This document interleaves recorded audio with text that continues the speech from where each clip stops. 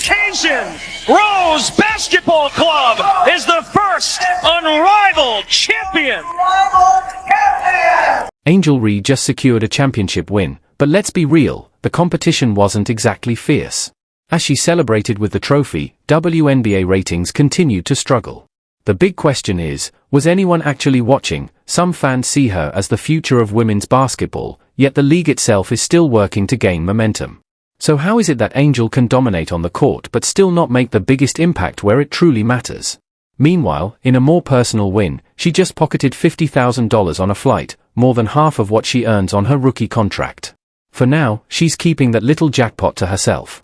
Unrivaled ratings video. The playoffs are finished. The championship game has concluded. The numbers are in. After debuting with 313,000 viewers, games 1, games 2 on opening night, after having ratings for the 1v1 tournament, semifinals and final, averaging 377,000 viewers, the unrivaled championship game ratings comes in at a staggering 260,000 views. Angel Reese and the Chicago Sky just made history by winning the first ever unrivaled championship, an impressive milestone, no doubt.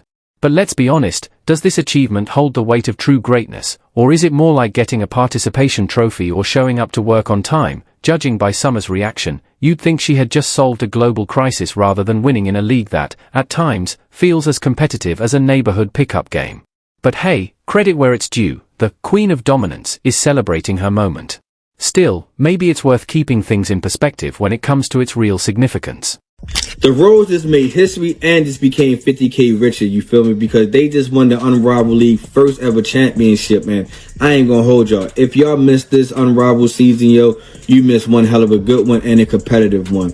And shout out to Chelsea Gray, yo, for winning the Finals MVP. In a world where awards are handed out like freebies, Angel Reese just added another to her collection, Defensive Player of the Year. Defensive excellence? More like a showcase of dramatic arm flails and over-the-top reactions after every routine rebound, but don't question it, the stats say she's a defensive powerhouse. And we all know stats are never misleading, especially when backed by a relentless PR push determined to paint her as the next Dennis Rodman. Nope, this recognition is 100% organic, built on pure skill and heart, because, clearly, the universe has decided that trophies should be for everyone. And Angel Reese is the ultimate proof. Today, as we stand, one Angel Reese has been named the Defensive Player of the Year. Stab us all right in the eye hole, right? Oh my goodness. Oh, her fans, they're trying to take victory laps today over this, except a lot of people, a lot of hoops fans, real basketball fans are calling this for what it is. It's a sham. I mean, let's be honest, right? Let's talk about this so-called unrivaled league, because the only thing it's truly unrivaled in is the lack of competition. What's the real achievement here? Being the best in a tournament where half the biggest names didn't even bother to show up, it's like walking into an empty gym, making a layup, and calling yourself the MVP. But when you're building a brand, you take whatever wins you can get. So here we are, hyping up a title that feels about as earned as a Hollywood nepotism baby's first big role, a flashy moment disguised as a true accomplishment, missing the real competition and credibility. All season long. But I want every person in here, from the players to the coaches, to the fans, to the media, to really take a second to soak in this moment. This is history. And then there's the Defensive Player of the Year award, a true symbol of grit and determination. Or maybe just a case of non-stop swiping at the ball and intimidating glares, as if every opponent personally owed her money, but don't even think about questioning whether someone else might have deserved it more. The moment you do, you're instantly labeled a hater, or worse, accused of not respecting women's basketball. Apparently, even suggesting that greatness should be earned, not just marketed, is now an unforgivable offense. They lost to Lunar House comfortably. Beat the Laces in a close one. They went and they lost to the Mist. The Mist were trying towards the end. They beat the Phantom. In a lot of close games, they played really well. And they played really, really well after the break. Let's take a moment to appreciate the real magic trick here, the ability to turn routine basketball moments into headline news. The dedication to crafting a legend in real time is almost impressive. Every block, rebound, and show of strength is scrutinized, hyped up, and often stretched into a career-defining highlight. Meanwhile, actual all-time greats keep their heads down, letting their game do the talking, no media circus required. But in this era of non-stop hype, get ready for the next over-the-top celebration. A parade? A statue? Maybe renaming Chicago in her honor? At this rate, it wouldn't be shocking if someone declared her the greatest athlete of all time. If simply showing up is worthy of an award, we might as well start making space in the Hall of Fame now. Like it or not, we're all just passengers on the Angel Reese hype train, destination unknown. Honestly, man, I don't know how they even decided the Defensive Player of the Year, because I had a few players that I had in mind that could have won this award. But to say that Angel Reese wasn't playing good defense and didn't deserve this award, that would be a lie, man. Because throughout the season, she had moments where not only did she lock up the best bigs or play great defense on the best big, she also stole the ball from some of the best ball. Angel Reese's wrist seemingly had enough and tapped out, right as her team sealed the win without her. You can't make this up. While she sat out nursing the same wrist that already had surgery, Rose BC effortlessly claimed the undisclosed championship title. No drama, no theatrics, just pure basketball. Let's be real, if Angel had been on the court, it probably would have turned into yet another episode of The Angel Reese Show *, where the actual game takes a backseat to her over-the-top reactions and questionable shot choices. Instead, without her, the team looked sharper. They moved the ball, defended, and closed out the win, proving they don't need their so-called superstar to succeed. Meanwhile, she watched from the sidelines in street clothes, likely brainstorming her next round of inspirational, yet completely unnecessary social media posts. But don't worry, she'll be back soon, probably with a fresh injury excuse or a new conspiracy theory about how the universe is out to get her. In the meantime, her team keeps thriving without her. Tough break, literally. That's got to be the first thing. And by the way, we're doing victory laps today. Angel Reese fans are celebrating a championship that she didn't even take part in the playoffs for. Are you serious right now? I would argue the team got better and won it because she didn't play. This should be frightening to Chicago Sky fans. The ratings are in, and the unrivaled league is struggling, about as exciting as a soggy bowl of cereal. Fans are nowhere to be found, and viewership has practically disappeared. Yet here's Angel Reese, talking like she's the face of the league, acting as if she just won MVP. For social media engagement, rather than focusing on elevating her game, she's turned every match into a personal soap opera, more theatrics, less basketball. Somehow, she's mastered the art of minimal effort on the court while maximizing her presence off it. Meanwhile, the league is scrambling to draw viewers, tossing out promotions like free samples at a grocery store, yet the response remains lukewarm at best. It's almost impressive, being the loudest voice in the room while everything around you falls apart. And when the excuses come, because they will come, will it be the refs? The haters? Or maybe, just maybe, people are starting to see the truth. Noise alone doesn't equal greatness. The gap between her non-stop self-promotion and the league's struggle to stay relevant raises a bigger question. Where are the real priorities? Here's the caveat, folks. TNT, they come out with their own graphic.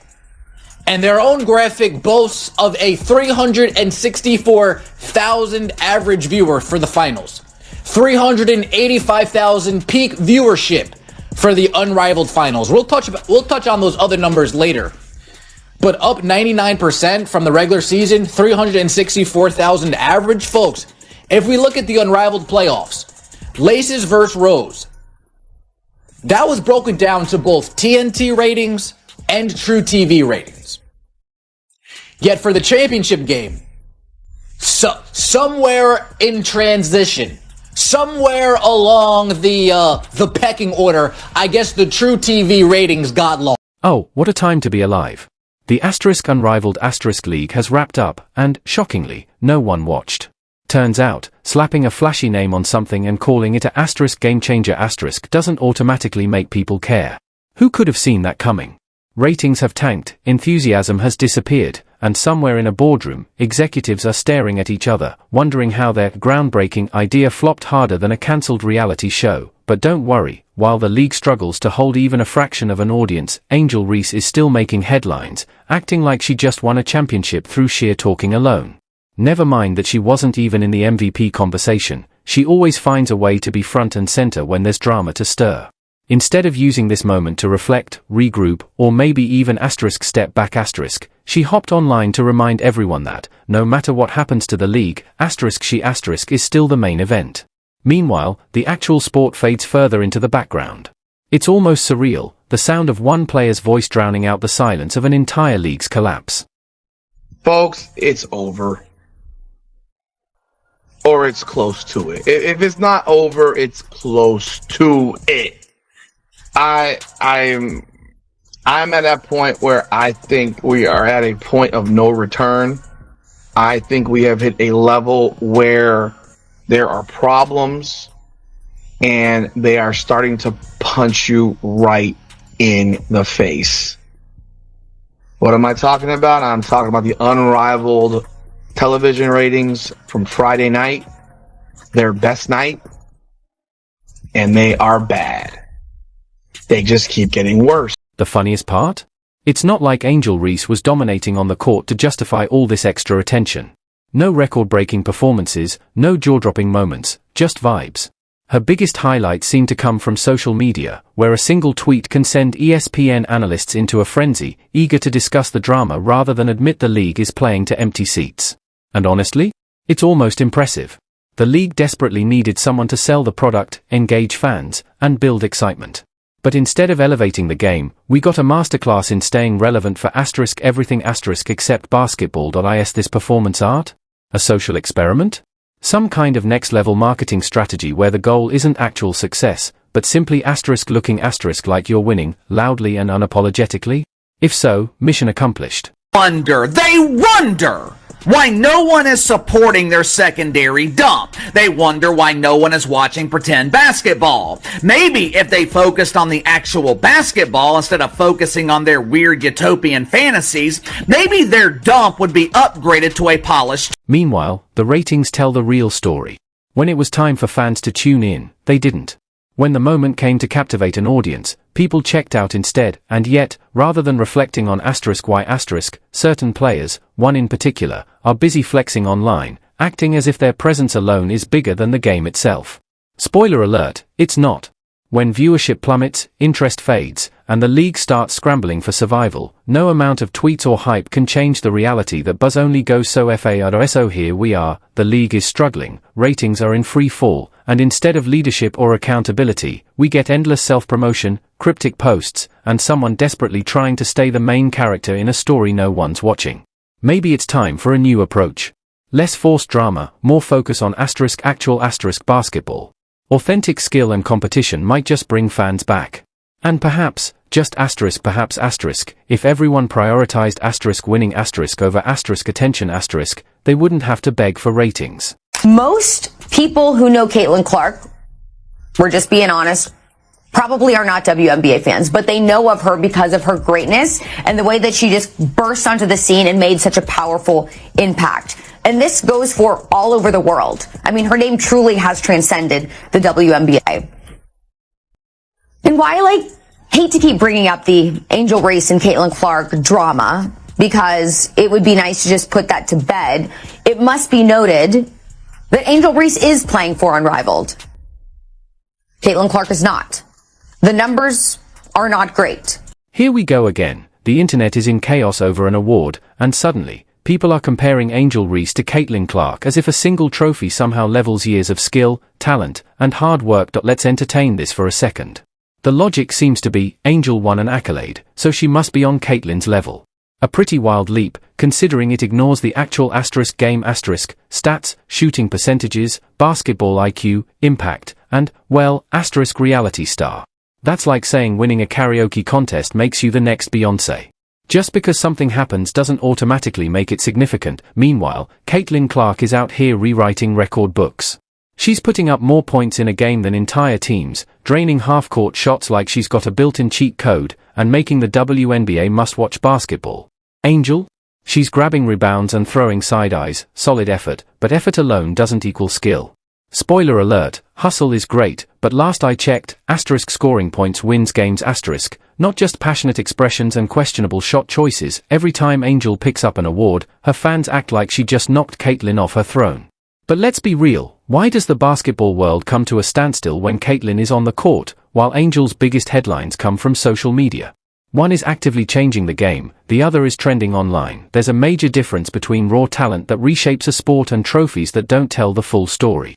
It's time to recognize asterisk why asterisk people are watching, and why some moments matter more than others. And Indiana Fever will be opening up against the Chicago Sky.